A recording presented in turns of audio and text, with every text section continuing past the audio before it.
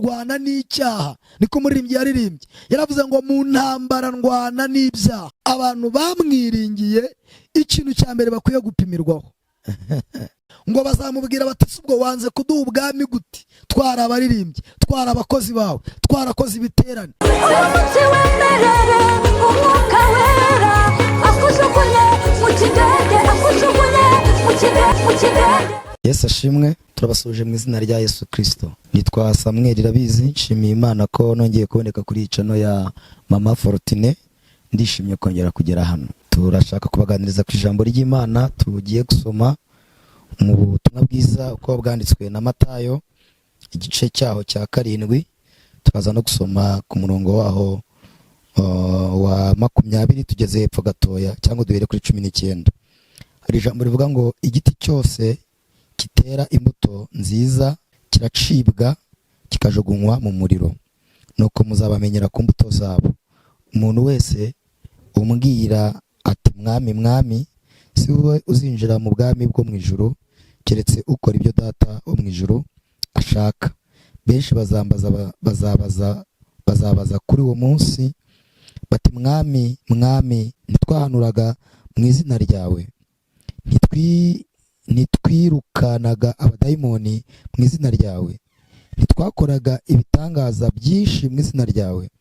Nibwo nzaberurira sinigeze kubamenya, nimumve imbere mwa nkozi z'ibibi mwe. Ndashaka ko muza kumva kakavuga ngo nibwo nzaberurira. Ndashaka kubaganiriza ku ijambo ry'Imana mu gihe kitari kirekire kugira ngo muzayirigiremo ibihe byiza ritababereye rinini. Wenda tuzanashyiraho pariti ya 2, dushyiraho n'iya 3. Ni icyigisho kirekire. Ndashaka kuzafata umwanya kuri iyi channel ya Mama Fortune tukaganira ku ijambo ryitwa kubaha Imana no gukora uko Imana ishaka. Kubaha Imana no gukora iby'Imana ishaka. Ndashaka kubabwira ibintu bikomeye. Ndashaka kuza kubabwira ibintu bikomeye kandi byantangaje muri aya magambo. Dusomye ijambo rivuga ngo igiti cyose kitera imbuto. Igiti cyose gitera imbuto. Bene data, kwera imbuto ni ibintu biremereye. Rimwe na rimwe abantu bakunda no kubyitiranya. Rimwe na rimwe abantu bagakunda kumva ubwo nirinze, ubwo ntatukanye, ubwo ntavuze nabi, neza imbuto. Kwera imbuto ni ikintu kigira imbaraga mu buryo butatu, ari nacyo nshaka kubanza guheraho. Kwera imbuto ni ijambo ryoroshye kurivuga, ariko ni ijambo riremera kuryapurika. Kwera imbuto ku bana, kwera imbuto mu bakozi, kwera imbuto uri umukire, kwera imbuto uri umukene, kwera imbuto warize, kwera imbuto utarize, kwera imbuto wambaye imyenda myiza, kwera imbuto wambaye imyenda isa nabi, kwera imbuto uri umupangayi, kwera imbuto uri mu nzu yawe. Kwera imbuto, uzasanga kwera imbuto bigora abantu kubera ibihe.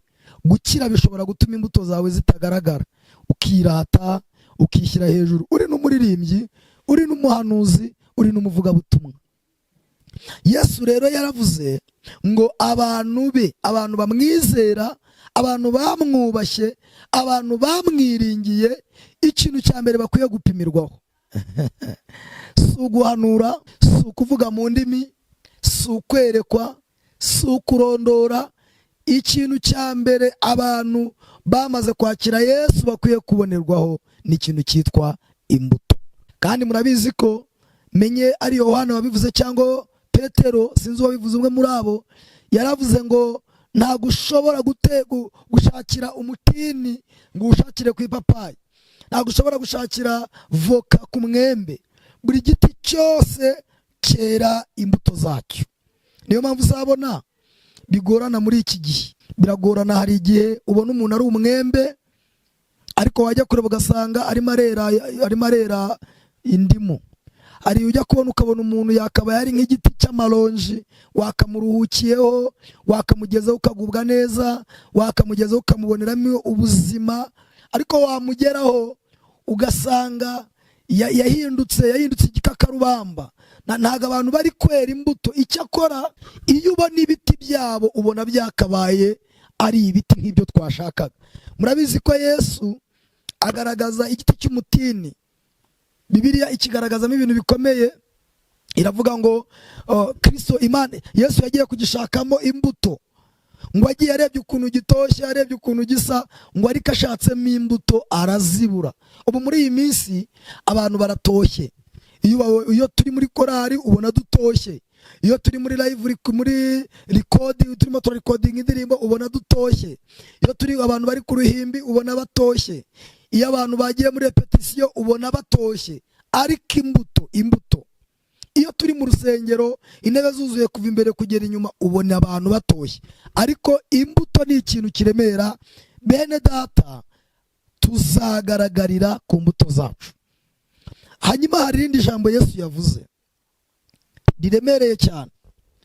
Yavuze ngo nimuza gusoma mukagera hepfo ku murongo wa 21, yavuze ngo umuntu wese uvuga ngo mwami mwami si uzabona Imana. Iri jambo ryanteye ubwoba. Abantu bavuga ngo mwami mwami mwami mwami si bo bazabona Imana, ngo keretse abakora ibyo umwami ashaka. Ariko hepfo hari ijambo rivuga ngo kandi abantu kuvuga ngo mwami mwami turabivuga, mwami mwami mwami mwami, ndi umukristo, ndi umuririmbyi, ndi umuhanuzi, tugira n'amatitire evangeliste, bishop, apotre, evangeliste, umuhanzi, umuhanuzi. Abavuga mwami mwami, ndashaka kubwira abantu mudukurikiye kuri iyi channel ko abantu bavuga ngo mwami mwami si bo bazabona Imana, keretse abantu bakora ibyo data ashaka. Hari ijambo rero ryavuzwe hepfo ngira ngo dusoze. Hepfo hari ijambo twasomye rivuga ngo uwo munsi nibwo nzaberurira. Nusoma hejuru hari ijambo rivuga ngo bazamubwira bati subwo wanze kuduha ubwami gute, twara abaririmbyi, twara abakozi bawe, twarakoze ibiterane, ngo azaberurira. Ubu muri iyi minsi turi mu bihe atarerura. Urukungu ruri kubana n'amasaka, umuntu yabwiriza akanasambana, umuntu yahanura akanesikoroka, umuntu yaririmba muri korali cyangwa ku giti cyangwa akarimba n'ahandi, ariko ari n'indaya cyangwa ari n'inkozi y'ibibi. Nta kintu bitwaye Imana, urukungu ruri kumwe n'amasaka. Ariko uwo munsi azaberurira, avuga ngo nimumve imbere, nimumve imbere. Iri ni ijambo rikomeye, nimumve imbere. Sinigeze kubamenya. Twese abantu bari mu isi n'abantu tutuye ino, uzare ugiye nko kwaka umuntu service akakubwira ngo mve imbere, ni ijambo rizaba riteye agahinda, kuko twakoreye Imana tuvunika, twakoreye Imana tudacogora, twatanzemo imibyizi myinshi. Ndashaka kubahendahenda, ndi gusoza, ndashaka kubahendahenda. Ukwiriye gukorera Imana wera imbuto, ukwiriye gukorera Imana wirinda ibyaha. Hari utuntu tune ngiye gusoma tugahita dusenga, kugira ngo ube ku gipimo kimwe mu bantu bazaraganwa gakondo na Kristo. Hari ibintu bine ugomba kuba wujuje. Icya mbere, ugomba kuba uri umuntu uzi kurwana n'icyaha. Kurwana n'icyaha niko umuririmbyi yaririmbye, yaravuze ngo mu ntambara ndwana n'ibyaha, mfite umugabane umwami Yesu, nituba hamwe nzahora nesha. Ugombye kubaho mu buzima burwana n'icyaha. Icya kabiri, ukwiye kwirinda. Niko umuririmbyi yaririmbye, yaravuze ngo kuki mutamenya abo muri bo bantu b'Imana? Mbese nimuzi ko muri ba ambasaderi? Ukwiriye kubaho wirinda kugira ngo izi mbuto zibeho. Nuko ugomba kwirinda. Kandi umwanditsi yaravuze ngo izi mbuto zigombye kugumaho, zikagenda zirushaho kuba nyinshi, kugira ngo rero uzaraganwe na Kristo ugomba kwirinda. Icya gatatu, ukwiye kuba umukristo w'ahantu hose. Umukristo wo mu nzu, umukristo wo mu buriri, umukristo wo mu rusengero, umukristo wo mu isoko, umukristo wo mu biro. Ukwiye kuba uri umukristo ku buryo ahantu hose twagusanga twakubonamo ubukristo. Uri indege ugiye mu Bushinwa, uri Dubai, ahantu hose uzaba uri, ukwiriye kuba uri umukristo. Akanyuma, ukwiriye kuba uri umwe mu bantu Imana itangira ubuhamya aho baherereye hose. Hanyuma kugera kuri ibi bintu, si ukubatizwa gusa, si uguhanura gusa, si ukuririmba gusa, si ukuvuga mu ndimi cyangwa gukora indi mirimo, ahubwo ni ukuba umwe mu bantu barwana intambara y'icyaha kugerageza Kristo agarutse gutwara itorero. Mwifurije kuzaraganwa gakondo na Kristo. nkwifurije kuzaba umwe mu bantu bazabona ubwami. Ndagira ngo dusenge ariko uce bugufi ubwire Imana ngo wibaze iki kibazo. Ntabwo uri umwe mu bantu bazabwirwa ngo mva imbere, ntabwo uri umwe mu bantu bazavuga ngo sinigeze mbamenya, ntabwo uri umwe mu bantu bazavuga ngo mva imbere wa nkozi y'ibibiwe. Ndakwinginze kubw'imbabazi z'Imana wihane, nanjye ngiye kugusengera. Mana, mu izina rya Yesu, utwigishe kubara iminsi yacu ku buryo butuma dutunga imitima y'ubwenge. Utwigishe kwitwararika kugira ngo tuzabone ubugingo buhoraho. Uducira kandi kayira ko mu buryo bwo kwezwa, mu buryo bw'ubuzima no mu buryo bw'umwuka, kugira ngo turusheho kwera imbuto kandi nyinshi.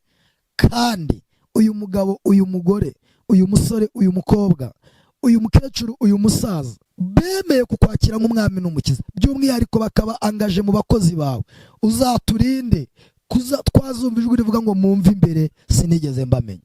Uduhe imbabazi aho twagize intege nke, uhe imbabazi abantu bakurikiriye icano, uhe imbabazi abantu bazakurikirana aya magambo, hanyuma imanda nivuga tuzagaragare mu bantu bazaraganwa gakondo. Urakoze kubyumvise kandi uzabikora neza mu izina rya Yesu, amen. Imana ibahe umugisha.